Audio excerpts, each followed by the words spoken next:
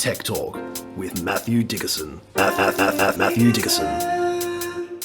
Tech Talk. Tech Talk. Sit back and relax. It's time to talk technology. Hello, wormhole hunters and travellers through space and or time. Folks, it's time to cool your jets, ease off your thrusters, and settle in for a dose of what's good for you. It's time to check in with your future, and when I say that, I mean it's time for a little tech talk and goodness. And when I say tech talking, I mean it's the best sort of tech talking there is, and that's Tech Talking with Matthew Dickerson. Get up out of your chairs, folks. Give a rousing round of applause for the bloke with all the inside scoops. Welcome, Matthew Dickerson. It's a shame it's only one-way communication. That's I was waiting for that. I was waiting for the cheering. I really want some Muppet sound effects. If we can just hit a button and hear the cheer from the Muppet crowd, that'd be awesome. As long as we don't have the two guys in the peanut gallery. Boo, boo. Yeah. But it would be nice to have two-way communication, wouldn't it? It's one of the things I've often thought about when I've spoken to radio hosts. Obviously, a podcast is not live, but even when a radio host talks on the radio, he's talking and he doesn't, or he or she doesn't really know. There's not a lot of feedback there. If there's anyone. And you might be talking to yourself. If you're doing the late night shift, is there anyone? That's right. I actually rang a radio station when I was very young, and I was sitting there in my sister's bedroom. There's a couple of sisters I had there in the bedroom, and we were listening to the radio, and the guy said, "There goes Marsha Hines. She must have swallowed a radio because she's got the music in her," as one of her big hits. You thought, and I thought, well done. that was pretty funny. So I rang the guy and said, "That was pretty funny." That gave me a bit of a chuckle. And he said, "Thank you." And he said that to me. He said, "I never know whether anyone's listening to my show. I could be speaking to myself for all I know." What if you go home and just talk to yourself as well as one of those radio hosts? Maybe. Yeah. So this week I've had an interesting story that I didn't witness, but one of my children who's at New South Wales University of New South Wales, saw a hydrogen-powered hairdressing truck. Wow. And I didn't know there was a lot of power needed for a hairdresser, a set of clippers, probably not that much. So hang on, the truck was hydrogen powered, or the hairdressing studio was hydrogen powered, or both? Or everything. And that was my first question when my daughter rang me and said, "I've just seen this cool thing, hydrogen powered." I said, "So what, the clippers are powered by hydrogen?" Maybe they've got some electric clippers rather than scissors, but they're demonstrating what you can do with hydrogen. So they basically have this truck that's set up powered by hydrogen to drive around to different places and then pull up and say everything in here, or the electricity, the locomotion from A to B, where we're moving it from, everything's powered by hydrogen, just to show off that you can use hydrogen for a whole range of things. So they take this around, and I thought it was an interesting thing that hairdressing is the way you're going to get people in. So we're doing free haircuts powered by hydrogen. Of all the strange things to come up with to try and get people interested, I thought it might have been a gaming van. I wonder if you could set up a hydrogen-powered cafe. Something like that, yeah. This barista's hydrogen-powered, but hairdressing. And I thought, well, maybe that's not a bad thing because you get one people... place to start. That's right. I kind of thought that, but they've taken it apparently out to some ag shows to have it sitting there. And I thought maybe when people are busy, they don't get time to get a haircut, and suddenly they've got a 5 or 10 minute spare and they're out looking around. I'll go on there and sit and have my haircut. But it was a different angle. Yeah, I think you're asking the question why. I'm saying why not? Yeah, why not a hydrogen-powered hairdressing studio? Why not? Well, there you go. So that was interesting, but it does show that we're getting more movement in terms of alternative power sources for a whole range of things, including hairdressing studios that are mobile. It's happening. It's happening. Before our very eyes. Now, in today's episode, we'll be floating off into the Outback, loaded up with whatever goodies you wish to move. Regional and remote trucking routes are heading gently skyward, folks. Now, here at Tech Talk, we love our 3D printing, and now we're all about printing organs for transplant. And if you're all about sustainability, well, what do you think about wooden satellites? Sounds medieval, but a bunch of aerospace engineers have gotten a very, very crafty over their satellite designs there. But let's kick off today with a story all for the bird watchers out there. Now, these guys don't like to miss a trick. If there's a rare, twittery something flittering from bough to bough, bird watchers are going to need a positive ID and they're going to need to get it pronto. If this is you, then you best get yourself a pair of AI-enhanced binoculars and get them quick. You'll be the envy of the woodland. Just keep your noise down and all the oohing and ahhing. Yeah, keep that down. Matt?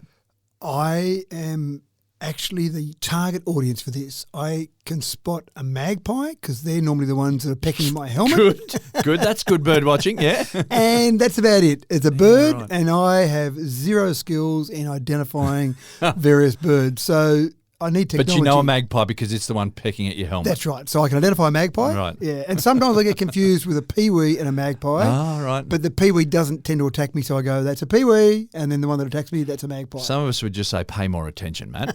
Maybe. I got other things to think about. You need a pair of binoculars that are AI. I do, and that's exactly right. Now, a friend told me about a concept called Global Big Day. I'd never heard about it. Right. But maybe that's because I can only identify a magpie, and that's it, because Global Big Day is organised by the Cornell Lab of Ornithology. Every year since 2015, 11th of May, I think it's 11th of May each year, but maybe it's on a certain day of the week around the 11th of May, they ask people across the world to identify as many different species as they can around their particular area. Wow. And, of course, take a photo and upload it to the app. This year, 66,728 e-birders from basically every nation around the world logged 7,845 species in a single day. Wow. So it's a pretty big event. Now, for me, I might have been able to add to that if I took a photo of a magpie, but I didn't know about Global Big Day when it was on this But year. now you do. Next year. Look out. So what I need, because I might see a blue-footed booby or a fluffy-backed tit babbler, and I wouldn't know I was looking at that, but these binoculars are brilliant. They're like a normal set of binoculars. You look through them, you see things up close compared to what you would see them with the naked eye. But they've got a little red circle in there. And if you focus that little red circle on a bird, on any bird, and press the button, it will identify that with accuracy around about 85%. Oh, wow. Which isn't too bad. Yeah, it's that's better than pretty me. good. Yeah, so better than mine. And when it diagnoses, when it identifies a bird that's really, really rare and turns out to be a magpie, that 15% of the time that gets wrong. But I still think 85%, that's really good. Yeah, it is pretty impressive. So, and they think that'll keep improving as they get more examples. And obviously when you identify birds, if you think it's got it wrong, you can actually say, no, this is definitely a different type of bird than the one that you've identified there. So it will keep learning because it's using AI to keep learning that. The great part about it is that this information is all stored on the binoculars, so it doesn't need external access. So you can be right out Correct. in whoop-whoop. Because that was one of the things I thought of. Maybe some people out watching birds haven't got a connection at the time. But no, it's all downloaded. The firmware keeps getting updated, but it downloads all of this information to the binoculars. So I thought that was pretty impressive. And it just goes to show that we do talk down AI sometimes because we're a bit scared about it. But things like this, if you are interested in your birds and you just don't know how to identify them, at this stage has got about 9,000 bird species loaded on the binoculars. Now, when we talked about 7,845 identified on the Global Big Day, then that's great. That's covering more than that. But there's more than 9,000 bird species across the world. But again, this will continue to learn. You'll identify something, you'll say, no, I definitely know what that is. So upload that, get that information, and it'll keep going. But it's just, I thought it was a brilliant use of AI. Absolutely. And being able to identify it just based on an image from a distance. Now, it does a few more things than that. You can take photos of these, you can use those, you can take videos of these birds so you can look at them later, invite your friends around for a watching video night. So you've got a whole range of things, but I love Do you reckon idea. it'll help you identify an emu because you've just confessed that you wouldn't be able to spot an emu if it was up close to you? Yeah. Well, if the emu wasn't pecking on my helmet, it would just be a bird. Yeah, so just a that's bird. it. Just another bird. Gee, that bird's so big it looks like it's really close. It is Big close. magpie. That's right. So keep an eye out for those moustached kingfishers, those pale-headed rosellas, or whatever they might be. That's the limit of my bird knowledge there. Job done. Keep an eye out for those.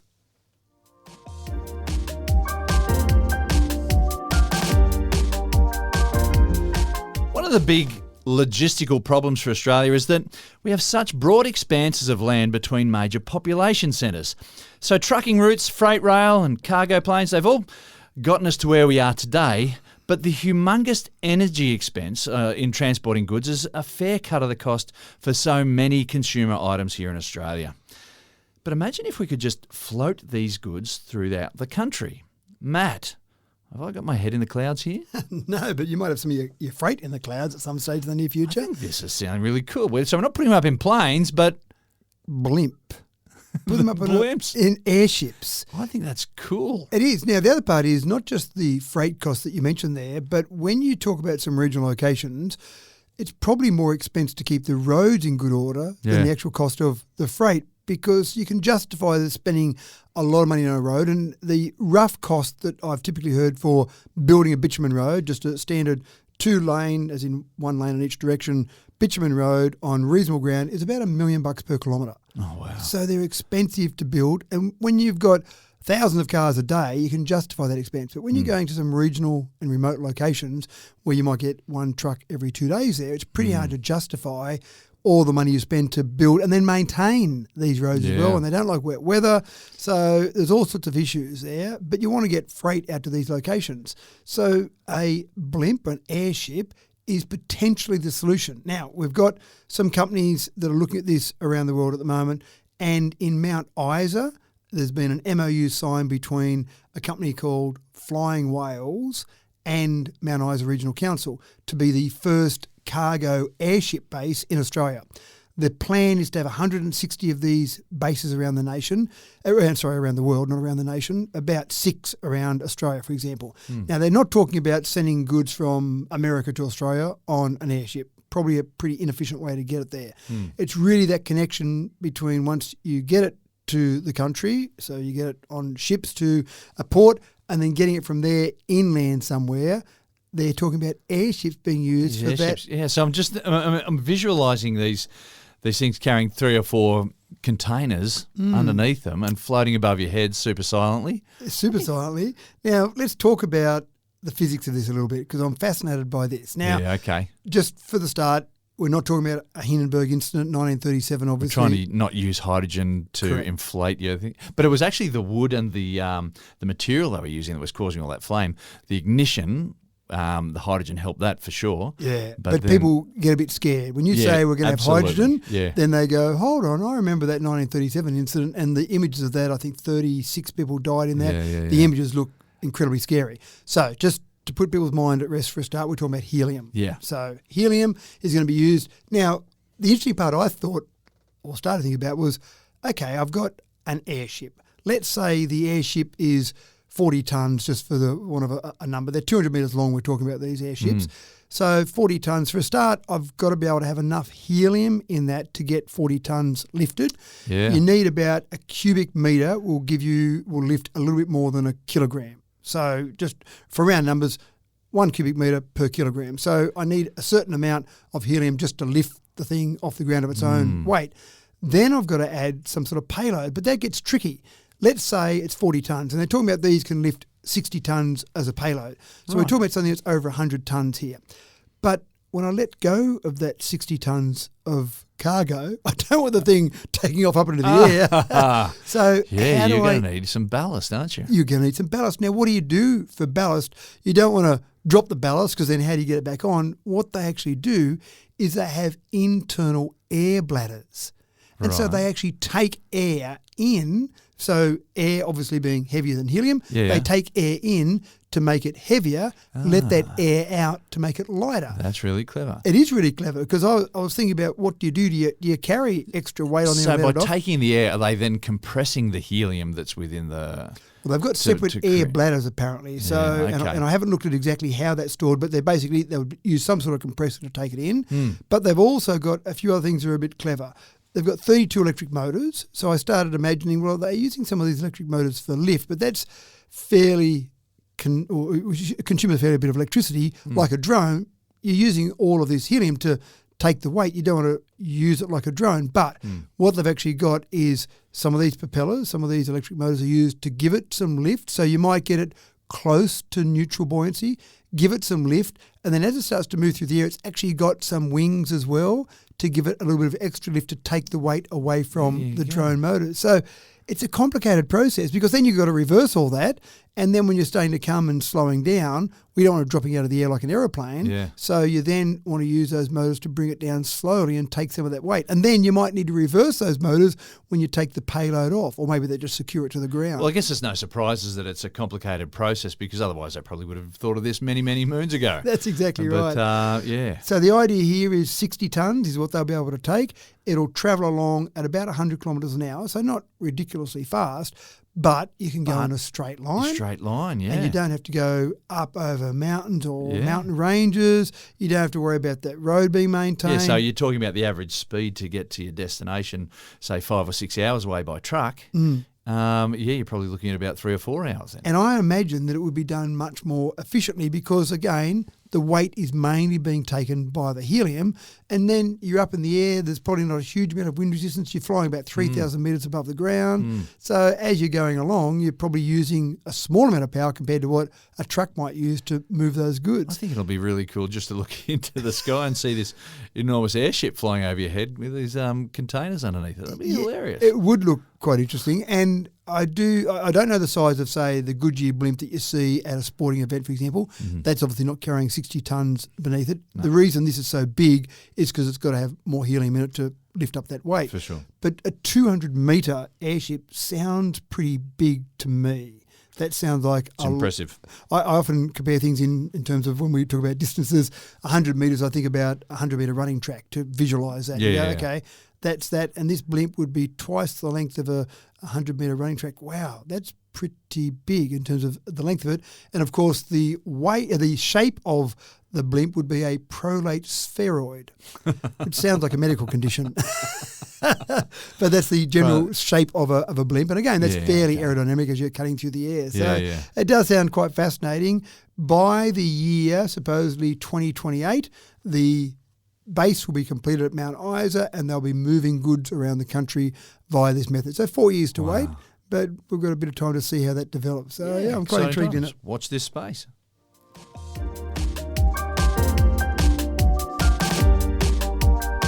Now, mining is a dangerous game, no surprises there. Conditions are frequently dark and dirty, and the air is often difficult to breathe in. In 2024, modern standards for safe work practices have the potential to interrupt close-cut mining operations with some regularity, I would assume. So in situations that are particularly dicey, sending someone in to inspect a situation, it comes with big risks. But we're in the third decade of the 21st century now, so surely there has to be a better way, Matt. There is a better way, and the thing I'm excited about here is that every commercial or industrial development for a robot means I'm one step closer to a robot in my house. I'm not sure if the market's there for robots in your house, but it'll be developed. Ultimate goal. That's it from my perspective. So it happens in the military, it happens in industry, and then it happens in your house. That's right. It's Seth Sentry's song about where's my hoverboard, dear science, where's my hoverboard? It's like, where's my robot around the house? This is actually an Australian company, and it's basically, as you described there, the idea here is let's send some mining robots in to work in these harsh, dark, dirty environments, dangerous environments, to collect data sometimes, or to do some basic tasks where you might have to shut down machinery. And they had a few examples there where sometimes in a hazardous area, if they're sending humans in, they say, stop the machinery. Mines have a very proud record of lack of injuries, lack of deaths in the mining environment, because it is a bit scary sometimes when you've got big machinery and you're underground. Well, we do hear some stories on occasion about accidents that are happening in mining, but mining's happening all over the place all the time. Yeah. It's I guess what's surprising to me when I stop and think about it is the fact that we don't have more accidents, because there's some potentially really dodgy situations that we have to send people into, and we've to learned, see if it's safe. Yeah, we've learned a lot over the years when people have died, and we've improved those conditions. But there are times now where you've got to shut down a whole range of machinery for a worker to go in and inspect something, see where something's at. So that's the first place they've used these robots. They're about 30 kilograms, these robots. They send them down and they say, keep operating the machinery. We don't want something to happen to this robot, but it's not going to be obviously anywhere near as bad as a human. So we can send them in and we think it'll be okay and not stop the machinery, because the whole idea of a mine is to keep pumping out whatever goods they're mining, so you don't want to shut that down. The second area, and this has been a good thing for this particular company, was that over in Tennessee there was a limestone mine collapse. Now, no one was injured in that, luckily, but after that collapse, they really didn't know whether they could put people down in there because they were concerned about another collapse. They were concerned about the conditions there. They were concerned in that collapse, for example, the wind that came out of the tunnel in that was a 290 kilometre-hour wind. So again, let's send some humans down there. We think it's safe, but if something else happens, they might not be crushed, but a 290k wind is probably not going to be great for you. And carry a bit of a distance there. I was thinking about my hairdo, but yeah, that might be the case mess as up well. your hair. So they got a contract to deploy 10 robots into the mine to go down there, have a look at it, inspect the conditions, inspect what it would be like to then go down and make sure they secure the mine.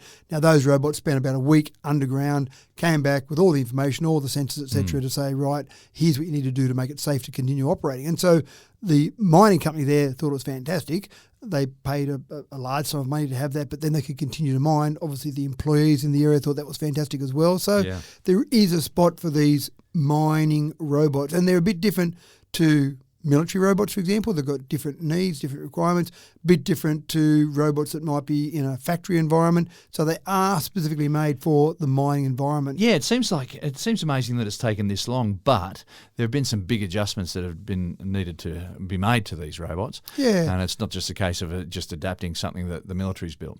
And I think the first concern people might have is that the employees who are working the machinery underground now are suddenly going to be replaced by robots. Now, at this stage, the machinery is not autonomous, and these robots are not designed to replace their jobs. It's designed to make it safer. Now, not to say it doesn't happen where they do get replaced at some stage in the future. Maybe that's part of the plan, but at this stage, it's all about making those mines safer. So, fantastic. Let's see more safety in mines, but also let's see a robot around my home.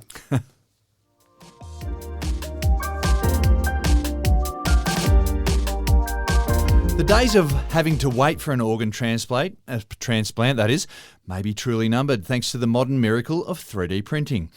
Fragile little blood vessels and delicate membrane tissue may have been a problem with conventional 3D printing methods where the object is mounted on a stage, but Matt, this new method blows the old ways, and I say that in inverted commas there, the old ways of 3D printing right out of the water. The old archaic 3D printing methods you're talking about there. It is quite fascinating using sound and light, and some of that is used to actually make the resin curing a bit faster. But one of the things that they're using this for, which is not so much replacing organs in humans yet, that certainly will happen, and without a doubt we will see organs in humans being replaced by things that we make rather than things that we take from another body. But at the moment, the main reason they're using it is they're being able to produce organs or simulated organs very quickly for used in things like drug testing. So, for example, there's a new drug.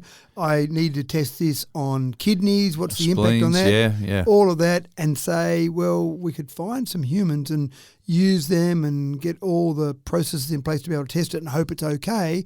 Or we can just run these drugs through what effectively is the same as an organ in a human and see what impacts that has. So they can do a lot more of that testing. And then it's not quite right. Okay, print another one, let's do some other testing with some different drugs, so they can continue trying different drugs without actually having a human at risk as such. So much faster for drug testing. And obviously you can experiment with things that you wouldn't dare put in a human, but experiment with things for these particular organs. Amazing. So they're using on a liquid base, if you like, so it's on a soft base.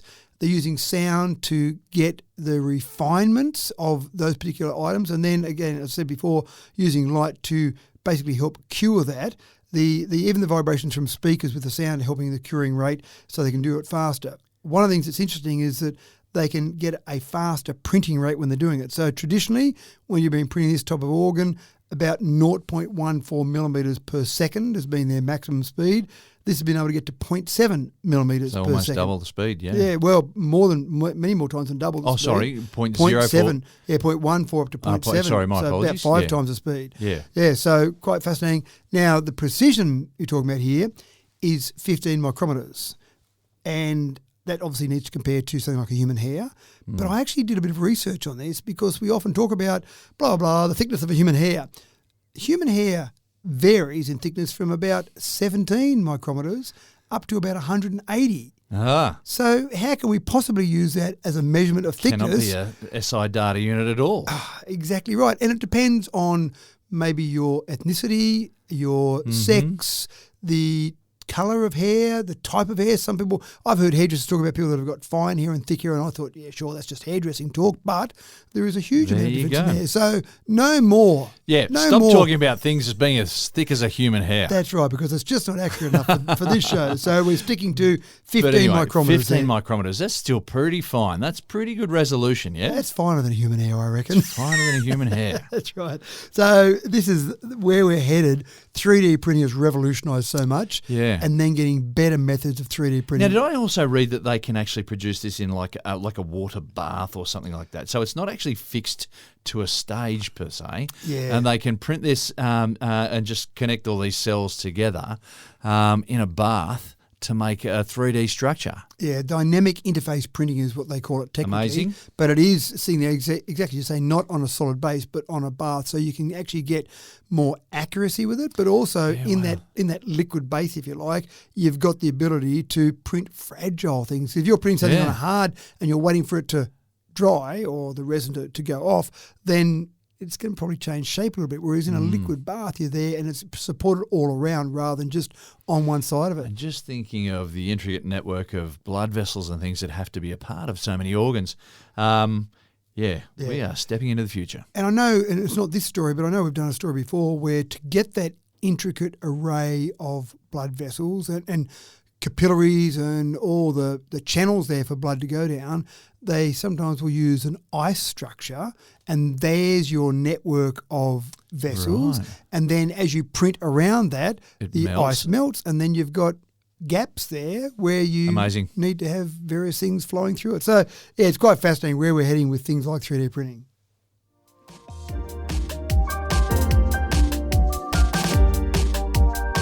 Now, I can get my dog to sit on command, but that's about it. He doesn't roll over or beg, and shaking hands is just out of the question. Puppy training took a lot more effort than I was prepared to throw in at the time. Puppy training, folks, can be hard. Well, imagine what it's like training an AI robotic dog. Matt, are you up for the challenge? I'm not. But we've got a simulator that is. Lucid Sim is on hand for the rescue. And we did a discussion last week about saving hazelnut crops by having a robot dog that scares off the birds that are coming in. But that robotic dog needs to be trained. That's right. And you don't want him pooping all over the place. That's right. Go to the corner when you're told to go to the corner. So you've got Lucid Sim. Now, Lucid Sim creates a whole range of realistic AI-created environments.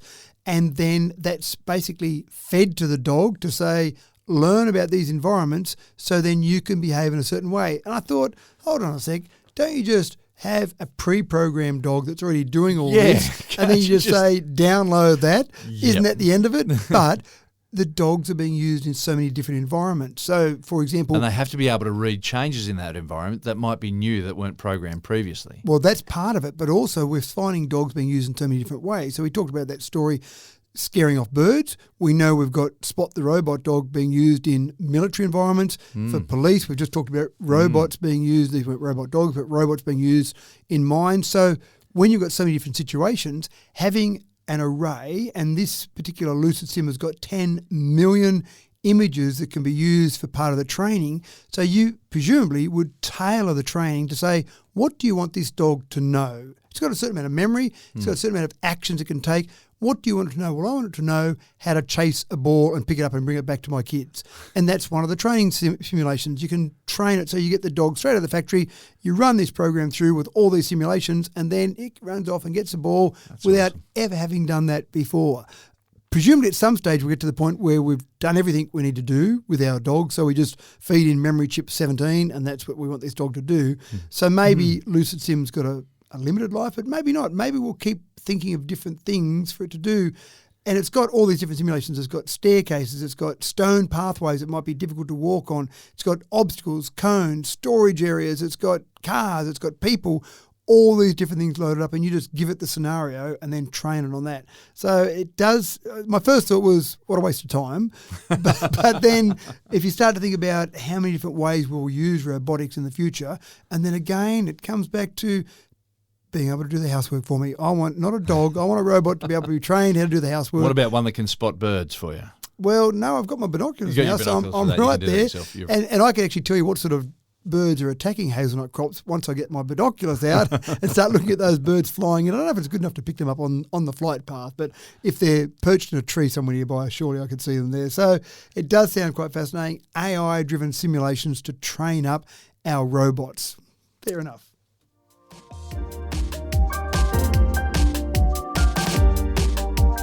Now, here's an idea that comes straight from the recycling bin. Before aluminium and steel, aircraft used to be made of wood. Now, wood is a renewable resource, of course, and provided the wood isn't being burned, it's an excellent carbon sink. Now, we used to make reliable aircraft out of wood. Remember that. With that in mind, a bunch of satellite scientists have gotten together and had a really crazy idea. What if we made satellites out of wood? Now, that would be like everything old is new again. Now, wouldn't it, Matt? It would be like that. And to be fair, there's probably a little bit of metal inside in the electronics of it, but the satellite itself made from wood. So right now, as we speak, only a couple of weeks ago, the SpaceX Dragon took a wooden satellite to the International Space Station on the 31st resupply mission. So basically, lots of information or satellites were delivered to the space station. About 2.7 tonnes of cargo were delivered, but it included LignoSat, which is the first ever timber-based satellite. And there's a few reasons that you like timber. The first reason is exactly as you said, it's a renewable resource, so fantastic. And it's a carbon sink, great, and you're sending it off literally into space, so you're getting rid of that carbon out into space. But it does come back, and this is what happens with some of these satellites. We're talking about small satellites here. When you make those out of aluminium, which they're often made of, then when they come back into our atmosphere and they're designed to burn up on re-entry, then you're basically taking that aluminium and turning it into some form of aluminium oxide, I imagine, and that's probably being sprinkled around in the ionosphere that eventually comes back down to Earth. So probably not great to have all that aluminium sprinkling around. In this scenario, the timber does burn up on re-entry, so we get the carbon back, but it's probably a bit safer in the way it comes back rather than having the aluminium burn up on re-entry. So that's one way of disposing with it. The other thing that I found absolutely fascinating, they did some tests on some different types of timber to find which was the best timber. So magnolia, cherry and birch were what they got it narrowed down to.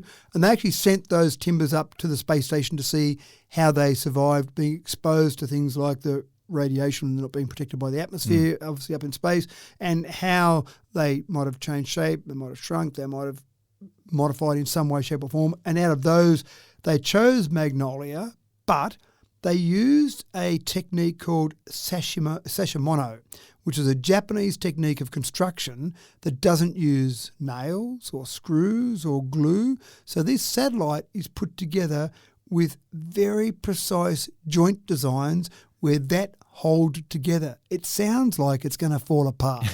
But that would be doing some injustice. This thing's got to do 30,000 kilometres per hour as it scoots around the planet. It does. Luckily, there's not a lot of air there for it to run into, so it's probably not having to survive a lot. But it sounds like a bit of an injustice to the Japanese art of sashimono, but it should all hold together with the way they built that. It sounds quite fascinating. The timber that they use, as I said, out of magnolia, is something that's been used traditionally in Japan for a samurai sword sheath. And obviously you want that pretty strong because you don't have your hands around that and you put your sword in and find that you're missing 3 fingers. So that obviously is something that's been used for a long period of time for something that needs a fairly strong environment, if you like. So strong and light and UV resistant too. UV resistant and certainly handle that. And also temperature resistant. As these satellites go around the Earth, it's going from about negative 100 degrees Celsius to about positive 100 degrees Celsius as it goes on the cool side of the Earth away from the sun and then on the sunny side of the Earth. About every 45 minutes it's changing those temperatures. So it's got to be able to handle that and the solar radiation, as you said, and be able to keep that satellite intact. We don't want extra space junk up there just floating around. So, but of course the temperature's not a big issue if the air is very thin up there. Well, that does make a bit of a difference. You're right there. So it's a fascinating process. And again, who sat around and said, let's make a satellite out of timber, and then everyone laughed at that particular person? Maybe the first part of the conversation is, I'm just sick of making satellites out of aluminium. Maybe. What else could we use? That's right. So timber is apparently the solution there. So it's on, one end's up there now as we speak on a 6-month test orbit. It's an amazing world we live in.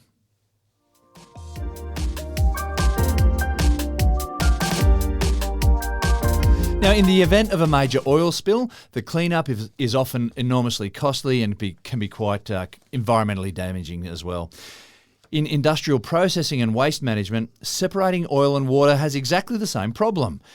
Matt, there's got to be a cleverer modern solution to this junior science experiment on an industrial scale. It is a bit like a junior science experiment. They should do that on Science Day, Just trying to separate oil and water here. And it's one of those things that you see a bit of rain and a few puddles, and someone's been driving there with a car. Yeah, you can see this, that film, that rainbow film. it looks beautiful, doesn't it? Yeah. But it just goes to demonstrate that oil and water don't really mix that well. And so when we do have something like an oil spill, or even when you get oil in a garage and you're trying to make sure that you keep the oil away from the water, not going back into the network of water, whatever that might be, the stormwater drains, etc., then you want some easy way to pull those two apart. But when we've used things like chemicals, they leave behind some impurities. When we try and do centrifugation, then that doesn't always work that well. So what is another method? And this particular research being done over at Zhejiang University in China is essentially using a dual membrane setup, and use it on a small scale, but the scalability is important.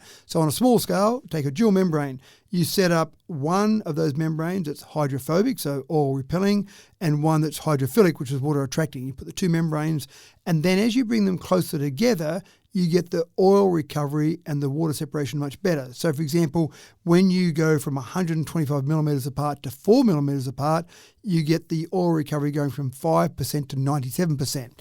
Now, having membranes that close together, you think, well, how do you do that on an oil spill on the ocean, for example? Yeah. And what they're looking at doing is basically building this out. So you've got membranes that are close together, you run the mixture through that, and it separates the oil and the water, but then you just build multiples of those. So a bit like you build a big battery by having lots of small batteries, you build a big unit like this by having lots of the small membranes close together and then run that through them. Okay. So it's getting to the point where they believe they can get a purity of 99.9% out of this without a lot of extra work that they have to do. So next oil spill, or even just in an industrial situation, getting those two separated, which has always been difficult, is more physics than chemistry, I feel, in terms of the way they're separating those two out. Yeah, for sure.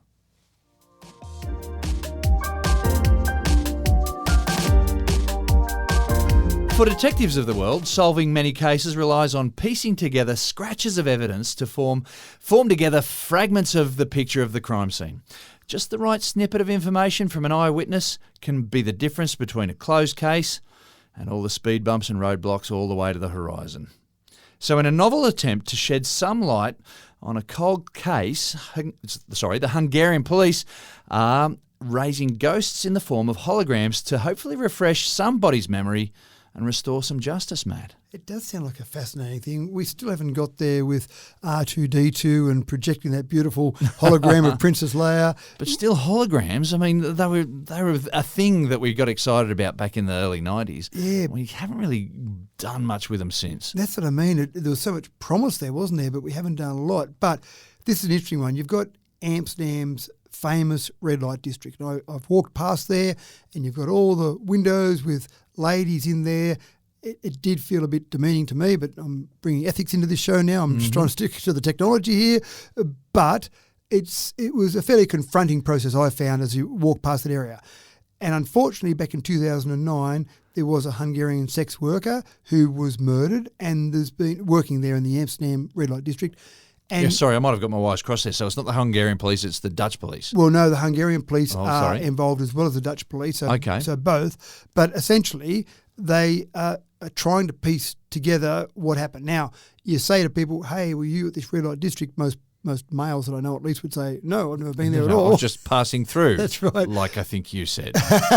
That's right. but essentially, you've got potentially people that might have seen something, but it might not have struck in their mind. So they've now created a hologram of this young lady, Betty Szabo is her name. They've created a hologram in one of the windows. And she's there, she's basically looking out, waving, and then it gets a bit frosted over and she writes in the window like you do in a car that gets a foggy windows, help inside the window so that people outside can see help, and really just trying to jog someone's memory. Now, 2009 is a long time ago, 15 years ago, Yeah. so the chances of someone being there that happened to be there on that night and recognising something or see something that jogs some memory is low. The probability of that is low, but this is where they're at. They're trying to say we've got to do something different, something out of the ordinary to try and jog people's memory, because so much in terms of policing, police work relies on someone having seen something, someone knowing something, some information. There's that good old-fashioned process in police work where you're just trying to get the clues. Now, modern police shows just use CCTV and DNA to solve every crime, but police... It all can be done in an hour, apparently. That's right, as long as it's done an hour minus the ads. But police obviously have got this great skill to be able to get information out of people, but you need someone that remembers something, someone that sees something there. Well, if anything's going to do that, like a 3D moving image is going to possibly work better than any other way. Yeah, that's I would exactly hope. right. Well, I hope so. It would be nice to get some justice for this lady, and she's got a son who obviously is no longer got a mother. It'd be nice to get some justice there, but it would be interesting to see whether or not this is potentially another avenue for police to be able to solve crimes, especially cold cases, because you see things every day and we know our memory's not great for a human, but sometimes you see something, you go, hold on, I recognise that. You mightn't remember that that person had blonde hair and was wearing a red top, but when you see it, it just might trigger some memory there. So I'm intrigued to see if something happens from this. So I'll certainly follow up and in a future episode and make mention of it if anything comes of it. I really hope something does, but it just goes to show that we've got so many different ways of using technology to help solve crimes and just help in our modern environment, help the police make sure that everyone's doing the right thing. For sure.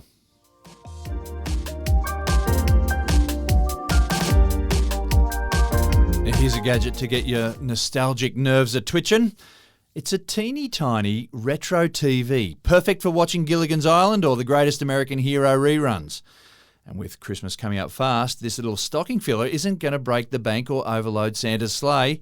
Matt, tell them about this cute little TV screen. I don't like talking about products too much, but this one grabbed my It's attention. coming up to Christmas and you've got a big job to do. Well, we've got an episode to do about Christmas presents, so this is a bit of a teaser, if you like. But I just thought for someone that's kind of got everything, there's a company called Tiny Circuits, and they make, as the name suggests, tiny stuff. And I thought this was quite good, the Tiny TV. It's a retro-style TV, so it looks like an old-fashioned TV. It's got 4 legs sitting on the bottom of it. It looks like a CRT TV, and it's got a tiny little screen. And I do apologise for the imperial here, but about 1.14 inches is the TV screen. Come on, give us the conversion. Well, no, TVs, we measure in inches, don't often we? do. That's exactly right. Oh, So we talk about a goodness. 65-inch TV. This is not a 65-inch TV. This is a 1.14-inch TV. And it's basically got a resolution, 216 by 135 pixels, so quite small.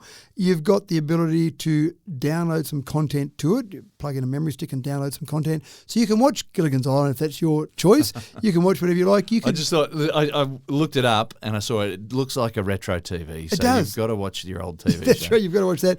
And you could give it to someone as a present after having loaded some content on there that Yeah. was back from someone's favourite show, Knight Rider or something from back in the 70s or 80s like that.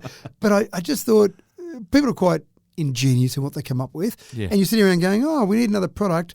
Let's build this. And you think, no one's going to want a tiny TV because everyone wants a bigger TV or a screen they can watch, a convenience of that. This is inconvenient. It's clumsy to get the information And all it on does there. is just play the TV shows. That's that you right. wanna watch. I remember people had TVs, a cricket one time 1,000 years ago, and there was someone who told me they had a portable TV. It was like a little radio, but it had a TV screen, terrible vision on it. The reception was in and out, but you could watch the cricket on there if you missed something that happened out there on the field.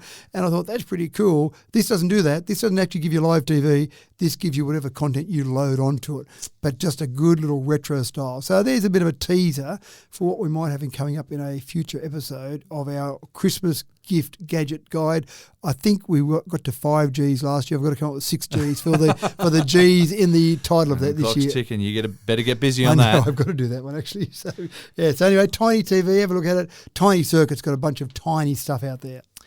And on that note, folks, we're going to put a nice round full stop on yet another episode of Tech Talk with Matthew Dickerson. I sincerely hope that you're all feeling just a little bit more clever than perhaps you were about 50 minutes ago. And thanks for another cracking tech talk, Matt. And you know what I'm going to do, don't you? Those binoculars. I've got to get those binoculars. So Well, I reckon just get out there and start looking at birds and start identifying with your naked eye. Oh, gee, that sounds You like got homework. That sounds like hard work. That sounds like I've got to use my brain for that. I've got technology to do that for me. But I want to participate in next year's Global Big Day and see if I can identify a few birds, not just magpies, with these new binoculars. Maybe magpie and a kookaburra, maybe. I tell you, I reckon I could probably do a kookaburra as well. I reckon right. there's and the peewee. I'm up to 3 now. But the I'm hammering it. emu you're throwing up to question. The emu. I don't see a lot of them, I suppose, but yeah, maybe. So 4. I'm going well. Okay, well, this is growing I'm by on the fire. moment. That's right. Thanks for tuning in again, folks. It's a pleasure to bring you Tech Talk with Matthew Dickerson each week. And of course, this one was no exception to that. I'm James Eddy, hoping that by now you've already found a like button somewhere and hit the hell out of it. Why not throw us a 5-star rating while you're at it, and maybe even drop a nice comment somewhere obvious for others to pick up on as well. I don't think that's being too needy. Catch you again in another week's time, folks.